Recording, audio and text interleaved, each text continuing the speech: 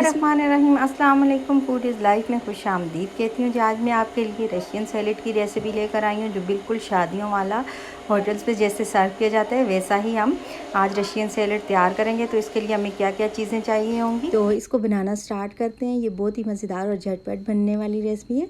इसमें मैंने क्रीम ली है, आम जो टेट्रा पैक क्रीम होती है, मैंने 3 पैकेट वो लिए हैं और एक मैंने व्हिपिंग क्रीम का पैकेट लिया है। तकरीबन मैंने इसमें 1.5 किलो क्रीम इस्तेमाल की है और मैंने इसमें तकरीबन 1.5 जो बाउल था वो मैंने इसमें मायनीज़ लिया है।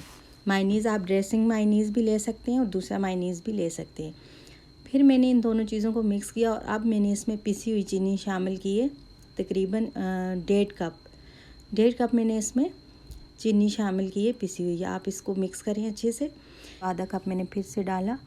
अब मैंने 1 चम्मच इसमें नमक डाला है और 1 चम्मच मैंने इसमें सफ़ेद मिर्च डाली है पिसी हुई। अब अच्छे से हम इसका हमारा ये सॉस रेडी हो चुका है। अब मैं इसको फ्रिज में रख दूँगी। आपने जब भी रशियन सैलेड बनाना हो तो तकरीबन आप 2 घंटे पहले बनाकर इसको फ्रिज में रखते हैं, जहाँ भी आपने सर्व करना हो। पहले मेरी क्रीम और ये ठंडे थे दोनों, तो मैंने इसको मिक्स करके रख लिया था। अब मैंने फ्रूट काट लिए हैं। 5 किलो मैंने सेब लिए हैं और रेड वाले का छिलका मैंने नहीं उतारा। मैंने इसमें मैक्रोनी 1 पैकेट लिया है बॉईल करके और ग्रेप्स मैंने काट लिए थे दरमियान में से 2 करके। और मैंने इसमें अनार लिए हैं तकरीबन 1 किलो। इन सारी चीज़ों को मैंने मिक्स कर लिया इसमें।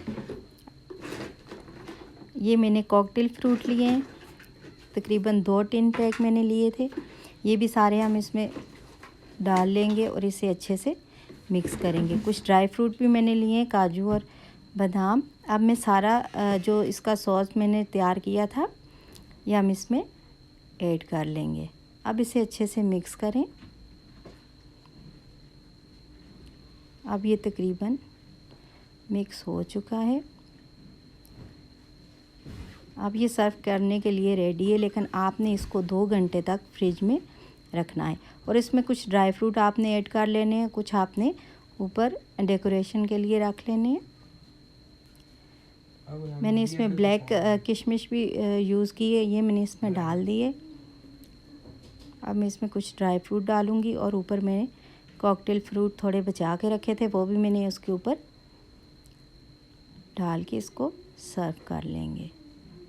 ये देखिए हमारा रशियन सैलेड बनकर रेडी हो चुका है। कॉकटेल फ्रूट डालने से इसका जायका और भी बढ़ जाता है, ये बहुत ही मज़ेदार लगता है। और दूसरा कॉकटेल फ्रूट में सारे फ्रूट मिक्स हमें मिल जाते हैं, जो सीजनल फ्रूट नहीं भी होते वो भी इसमें मिल जाते हैं।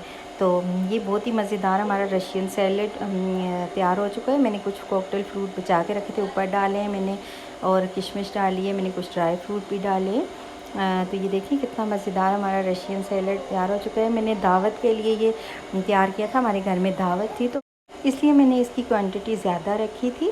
आप चाहें तो इसको कम भी बना सकते हैं और किसी भी दावत और पार्टी में आप इसको रख सकते हैं, सर्व कर सकते हैं, बिल्कुल चिल कर। तो मेरी रेसिपी पसंद आए तो इसे लाइक कर दिया करें और मेरे चैनल पर नए हैं तो इसे सब्सक्राइब कर दें। अब मैं इजाज़त चाहती हूँ। अल्लाह हाफिज़।